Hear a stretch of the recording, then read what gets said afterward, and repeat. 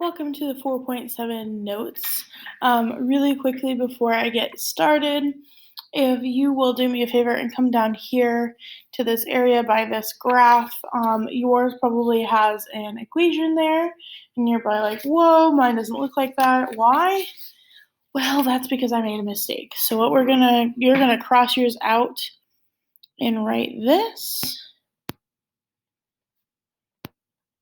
16x to the fourth minus 16x to the third minus 64x squared plus 4x plus 15. I know, it's a doozy. I'll say that out loud one more time just in case that's easier for you. Negative 16x to the fourth, 16x to the fourth, not negative yet. Negative 16x to the third, negative 64x squared, plus 4x plus 15. Okay, now let's go back to the top. What we are talking about today is something called the rational roots theorem. And what this means is any polynomial with integer coefficients.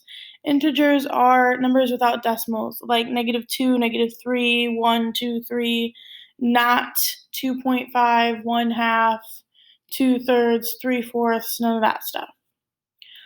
Then, so assuming they have just whole number coefficients, these are all integer coefficients. Then all of the possible zeros or solutions come in this form, where we divide the factors of the constant divided by the factors of the leading coefficient. Now, the constant term is sort of like the last term if they're written in order, and the leading coefficient is the first term if they're written in order. And then I'm going to add something right here, and that is a plus and minus. So if one of your factors is 2, it can actually be 2 or -2. And these are all the possible rational zeros. Rational here is referring to the fact that there won't be any square root or i's. So these will be zeros like 1/2, 1, 2, 3/4, 2/3, all that kind of stuff. I always say that rational means fractional, even though fractional is not a word. Rational is meaning that all of the zeros could be written as a fraction as they come from a fraction. That is what rational always means. So when you hear somebody talking about rational numbers, that means that they can be written as a fraction. So 6 is a rational number, so it's 0.66666 because that's just 2/3. So it can be written as the fraction 2/3. What we're going to do is make this list of all of our possible zeros, and we are going to test the possible ones to figure out which ones are actual solutions. So we're going to sort of weed out the ones that are real actual solutions using synthetic division. And our goal is to find at least one actual zero, because right now this is not factorable. But if we can use division to take away one actual zero, then we can factor the polynomial that's left over. Okay? And then one note I'm going to make about the synthetic division is solutions will have a remainder of 0. So when you synthetically divide, if you get 0 at the end, that means it's a solution. The ones that are just possibilities but not actual ones won't have a 0 at the end. Okay, well, let's take a look at this first one. So if I want to list all of the possible zeros, then I'm going to do plus and minus, and I'm going to set myself up a fraction. And on top, I'm going to list factors of this number, 15. And on bottom, I'm going to list factors of this number, 16. 15, 1 and 15 go into 15. Always start with 1 in the number. Then 15 divided by 2 is a decimal, but 15 divided by 3 is 5. So things you can divide 15 by. Over here, for 16, start with your 1 and 16. And then 2 goes into 16 8 times. And, oh, look at that, 4 goes into 16 4 times. You don't need to list the 4 twice, just like that. What this means, and this is the part that gets a little outrageous, is you could divide all of these by 1, you could divide all of these by 2, you could divide all of these by 4, you could divide all of these by 8, and you could divide all of these by 16, which gives you a lot of answers. I'm going to write them all out. Don't feel like you have to do the same thing. So there's my original 4, and then I have to divide them all by 2. And then I have to divide them all by 4.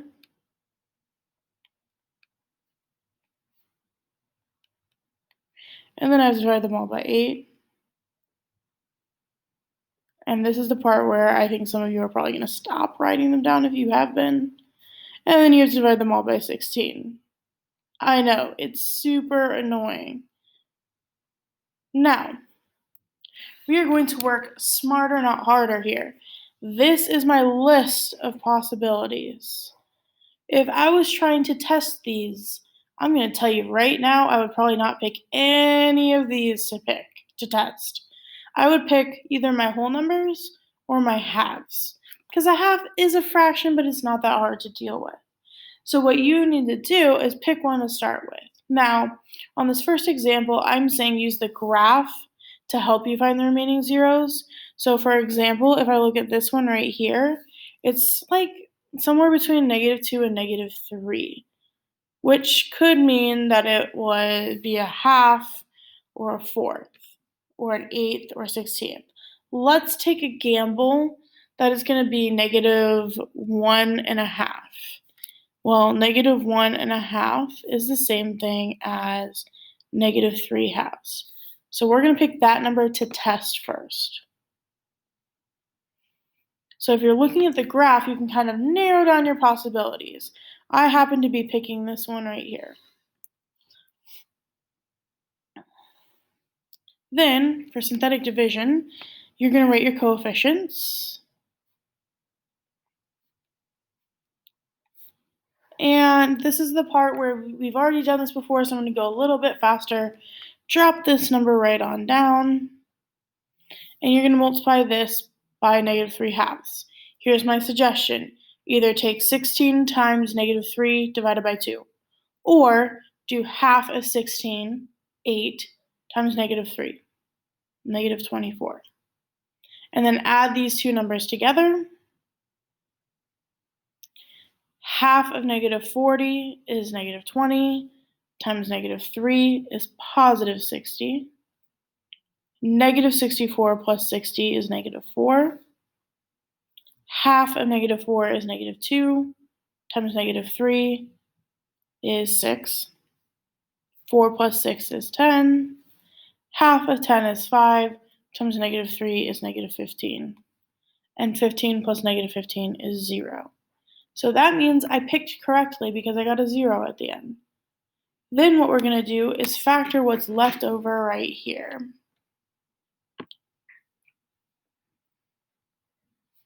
And this gets no x's at all. This gets a power of x squared, and x cubed. You go up a power as you move to the left, but the first one remains the constant, which doesn't have any x's.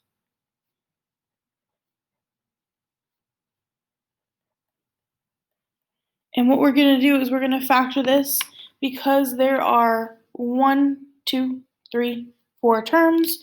We are going to factor by grouping. Over here, I can divide these both by 8. And I can divide them both by x squared.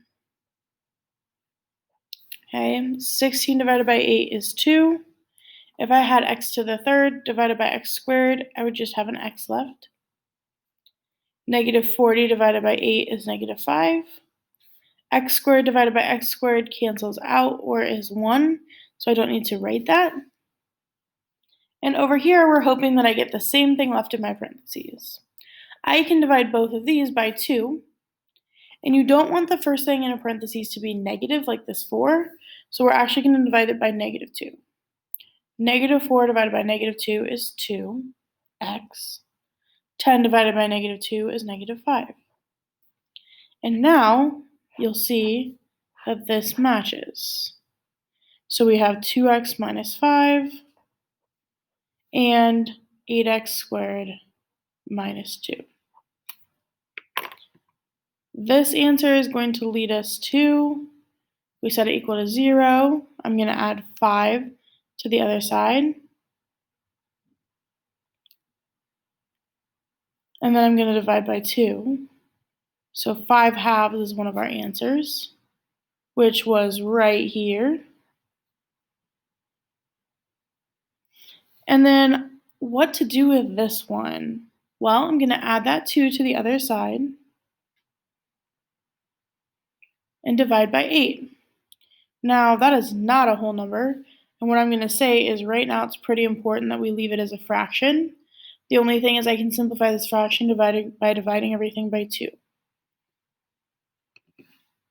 Then I can do the square root. But when I square root both sides on this guy, I can do the square root of 1 and the square root of 4 on their own, which is nice because the square root of 1 is just 1, and the square root of 4 is 2. Just don't forget that when you square root both sides, you need to add a plus and minus. So my final zeros of this function are the negative 3 halves I started with, the 5 halves I found, the 1 half, and the negative 1 half that I found. And I apologize, there's not a whole lot of room on this one. But this is 1, 2, 3, 4 zeros. I had a power of 4 to start with. That is good. That should always match. That's how you know you found all of the zeros. What we're going to do down here is I'm going to go ahead and have us actually skip the one in the middle. Okay. So here we go. We want to find all of the possibilities. So we need plus or minus factors of 20. So 1 and 20, 2 and 10, 4 and 5. And then factors of 1. Well, that's just 1. So really our only possibilities here are 1, 2, 4, 5, 10, 20, negative 1, negative 2, negative 4, negative 5, negative 10, negative 20. Okay, and we don't have a graph for this one, so what we're going to do is just pick easier numbers to plug in to start with. So I'm going to start with the positive 1. And I'm just guessing, okay? And then I'm going to put my coefficients here. Don't forget the negative on the 8 like me, I almost did. Okay, and then drop this first one down. 1 times 1 is 1. Negative 8 plus 1 is negative 7. Negative 7 times 1 is negative 7. 11 minus 7 is 4. 1 times 4 is 4. And 20 plus 4 is not going to be 0. So that didn't quite work. So instead, I'm going to try negative 1. Be okay with the fact that you're just testing them. So sometimes it's not going to work out and you're just going to move on to the next one. But there's a reason why I'm not trying like 20 and negative 20 to start with, because I don't really want to multiply by all of that. And the nice thing is once you go to solving the next one, you're going to use the same setup you did up here. Because it's the same equation still, we're just trying a different number in the corner. So this 1 still goes down, but then 1 times negative 1 is negative 1. Negative 8 plus negative 1 is negative 9. Times negative 1 is 9. 11 plus 9 is 20. Times negative 1 is negative 20, and I get the 0 that I wanted.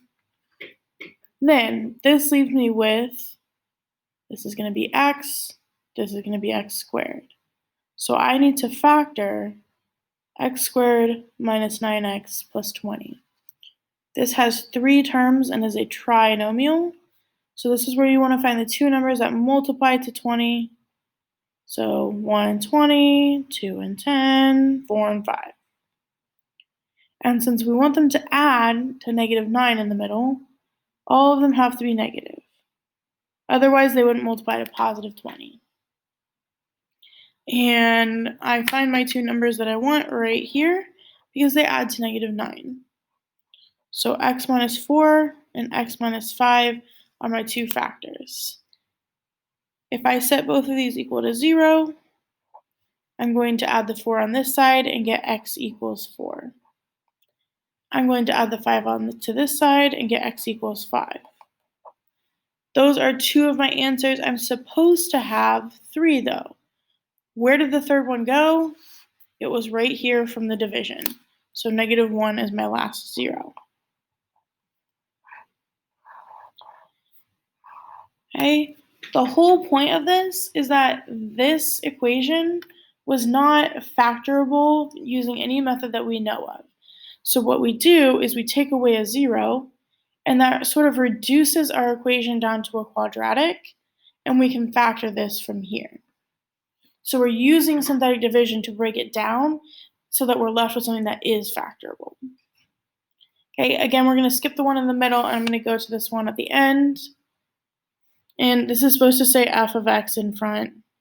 Typo. Obviously not my first typo. So our possible roots are going to be plus and minus. Factors of this number. Well, the only numbers that go into 2 are 1 and 2. Don't worry about the fact that it's -2 because I already put this plus and minus out here. So signs don't really matter because it's going to be both of them no matter what. And then factors of this one on the bottom, well, that's also 2. Okay, so what happens is I divide both of these by 1 and both of these by 2. Right? Sometimes when you do this, what will happen is 2 divided by 2 is the same thing as 1, so we can cross it out because it is a repeat. You don't need it to be on your list twice. So I have zeros at 1, 2, 1/2, -1, -2, -1/2. Okay, so I'm going to do the same thing I did before and just test them out. Okay, except I'm going to be smarter about it this time. What you're allowed to do, and I'm fine with this, is type this equation into your calculator. Okay, so I'm going to this button, y equals, and I'm going to type in 2x to the power of 4 plus 3x to the power of 3 plus 3x minus 2. And I'm going to hit graph. All right. So it only crosses twice. It looks like it crosses right here at -2. So guess what? That's going to be the first one I guess. Because I don't know that for sure, it could easily be a 1/2 and I'm just not looking at it correctly. When I go to list my numbers on this one, be very careful because there's no x squared in between the cubed and the x. So I have to put a 0 placeholder there. So if it skips a power of x, you have to put that 0 placeholder there. Then I drop down the 2. 2 times -2 is -4. 3 minus 4 is -1. -1 times -2 is 2. 0 plus 2 is 2. 2 times -2 again is -4. 3 minus 4 again is -1. And then finally, -1 times -2 is 2. And then it is your choice. You can either stop here and factor, or you can find another one. Okay, so it looks like there is one at 1/2 between 0 and 1. So I'm going to go ahead and do the 1/2 next. If you stopped here, you would have to factor by grouping because there is 1, 2, 3, 4 terms left, 4 numbers. I'm going to go ahead and do another one. It just makes the factoring even easier, just to kind of give you a hint. So I'm going to go ahead and do the 1/2 because I see that it's also on my graph. And the whole reason why this is important is because of what's about to happen on this one. Half of 2 is 1. -1 plus 1 is 0. Half of 0 is 0. 0 plus 2 is 2. Half of 2 is 1. -1 plus 1 is 0. So I've got both of them. I already know 2 of my zeros now. And this would be my regular number. This would be my x, and this would be my x squared. So basically, I have 2x squared plus 2. And I need to solve what I have left here. So I'm going to set it equal to 0, subtract the 2,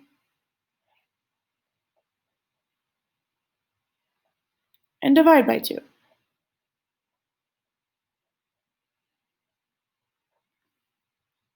Now, I have to do the square root to get rid of that squared. And what happens when you do the square root of a negative? You get I. The square root of 1 is just 1, so my answers are plus or minus I. And then the 2 that I had from above were -2 and 1/2. Here's the thing, guys. I could not have found the 0 from this graph because it's imaginary.